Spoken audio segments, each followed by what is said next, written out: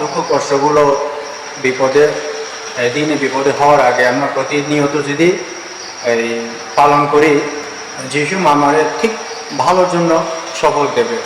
যে কোনো ধর্ম খারাপ না, আমাদের মেন বিষয়টা হচ্ছে বিশ্বাসের উপর। আমাদের সবাই একই রকমের মানুষ।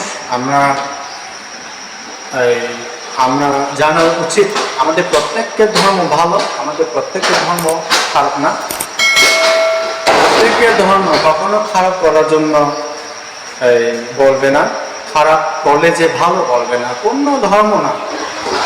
তা অনেক ক্ষেত্রে এই যুগে আছে এই ধর্মগতভাবে আগে হাত দেয়, মানুষকে রাগের মাথায় নিজের এই ধর্মকে মানে ক্ষতি করে ফেলে। এতে কি লাভ? ক্ষতি করে তো কোনো লাভ নাই। মূর্তি ধর্মে তো কোনো দোষ করে না, দোষ করেছে তো মানুষ।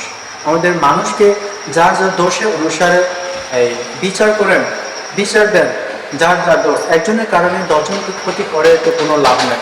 অথচ নিজেদের এই নিজেদের পায়ে নিজে পোড়ার মারার মতো। অন্য একজন এই ভালো কাজ করতেছে, ভালো ধর্মগতভাবে বেশিরভাগ ওদেরকে যদি ক্ষতি করেন, তাহলে তো পরবর্তীতে উল্টা করে নিজের পায়ে নিজে এই ঘাড়ে এসে পড়বে কষ্টগুলো। ঠিক তেমনি আমি বলবো, আমি একজন মারমার ছেলে হয়ে আমি প্রত্যেকটি জাতিকে আমি ভালোবাসি, ভালো দেখতে চাই। এই ভালো দেখতে চাই বলে এ কয়েকটা কথা, গুরুত্বপূর্ণ কথাগুলো অবশ্যই শেয়ার করা উচিত বলে মনে করি। তার জন্য আমার কথার মাঝে কোনো ভুল ত্রুটি হয়ে থাকলে আমাকে ক্ষমা দিচ্ছি। দেখবেন আপনারা, আমি কোনো জাতিকে ছোট করতেছি না, কিন্তু প্রত্যেকের ধর্মে আমাদের খারাপ দিক আছে এবং ভালো দিক আছে, ভালো লোক আছে এবং খারাপ লোক আছে। অর্থাৎ এখন এই যুগে বেশিরভাগ খারাপ লোকের জন্য আমাদের ভালো লোকেরা জায়গা পায় না, সমস্যা হয়ে পড়ে। এই দেখা গেল যে অনেক ধর্ম, অনেক মন্দির, কিন্তু মন্দির নষ্ট হয়ে যাচ্ছে, নষ্ট করে ফেলছে। অথচ এই ধর্ম কি করেছে তাদেরকে? আমরা তো এই তাদের ধর্মকে কোনো ছোট করছি না, কোনো এই নিচু করছি না, ক্ষতি করছি না। তাহলে ধর্মকে হাত দেবে কেন? এটা আমার প্রশ্ন। নিজের বিবেক বলে কিছু নাই, তাদের তো ধর্ম আছে। তাদের যদি এই হিন্দু হোক, মুসলিম হোক, বুদ্ধিস্ট হোক, খ্রিস্টান হোক, তাদের আমি সবাইকে এই প্রণাম জানিয়ে কথা বলতে চাই যে প্লিজ আপনারা একজন ধর্মকে ছোট করবেন না। আপনারা সবাই ভালো, আপনারা সব ধর্ম ভালো। তাহলে বা একজনের ধর্ম যদি ভালো হলে সব জাতি থেকে একটা ধর্ম পালন করবে। আমার কথা হচ্ছে সব জাতিতে বিজ্ঞানী আছে, সব জাতিতে অনেক ট্যালেন্ট আছে, জানে ভালো মন্দ কোন জিনিসটা। অবশ্যই ভালো লোকেরা ভালো জিনিসটা ইউজ করা চাইবে, এটাই সত্যি। তাই আপনাদের ধর্মকে যদি আমরা ক্ষতি করি, তাহলে আপনাদের কীরকম মনে হবে? কিন্তু আমরা তাও ক্ষতি করতেছি না।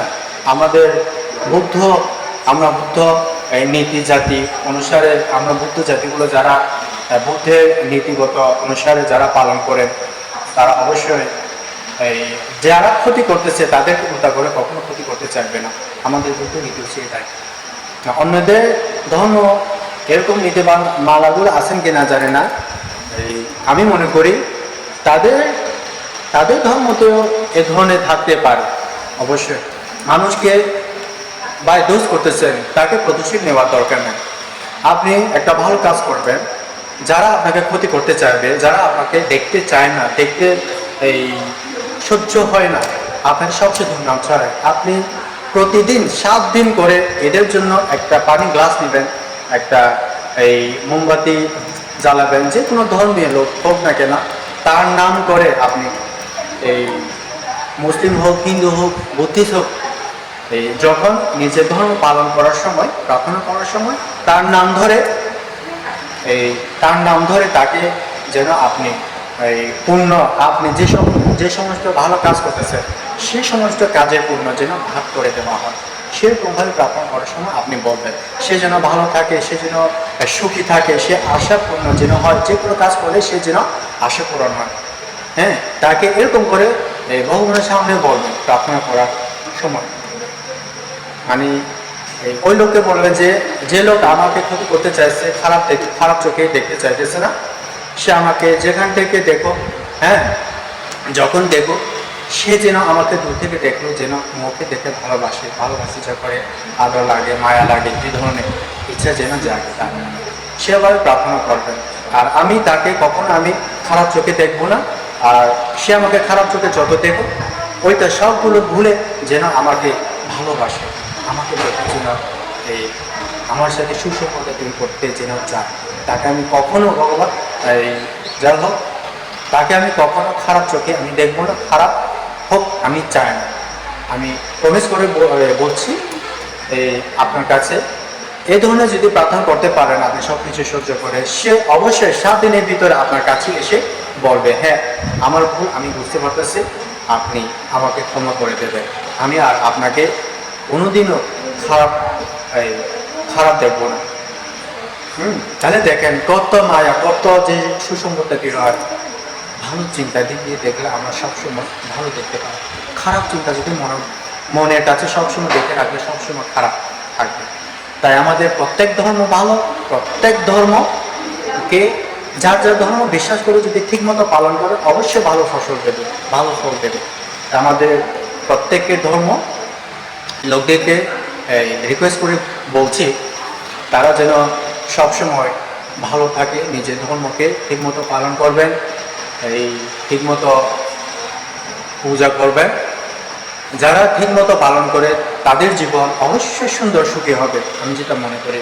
ধর্ম উপরে যাদের আছে, ভালো দেবতা, এই ভালো উপরওয়ালা যারা আছে, তারা অবশ্যই দেখবে যারা ভালো কাজ করে সবসময় তাদেরকে ফলো করে, হ্যাঁ বিপদ থেকে রক্ষা পায়, বিপদ হওয়ার অবস্থা ওই বিপদ থেকে রক্ষা করে এই ধরনের। কিন্তু খারাপ মনোভাব নিয়ে যারা কাজ করে তাদেরকেও আমি সাবধান করে দিচ্ছি, ধর্ম এমন একটা জিনিস প্রাকৃতিক, ভুলে না।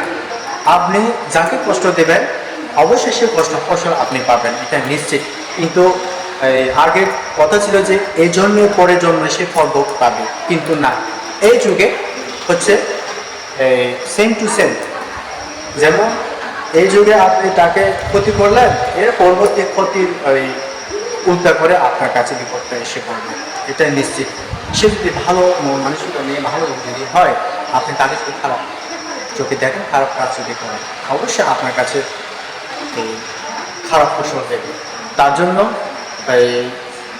বলছি সবাইকে, আমি সবাই ভালো যেন ভালো হতে আসা, ভালো চিন্তা করার একটু চিন্তা করেন। সবসময় যার যার মনে ভালো চিন্তা ধারণা নিয়ে যদি থাকি তাহলে অবশ্যই ভালো কাজ করার জন্য ইচ্ছা থাকবে, ভালো চোখে মানুষকে দেখবে, এটাই আমি চাই। তার জন্য মরে গেলেও এই কথাগুলো আপনারা ভুলবেন না যে মানুষকে সাদা চশমা দিয়ে দেখবেন সবসময়।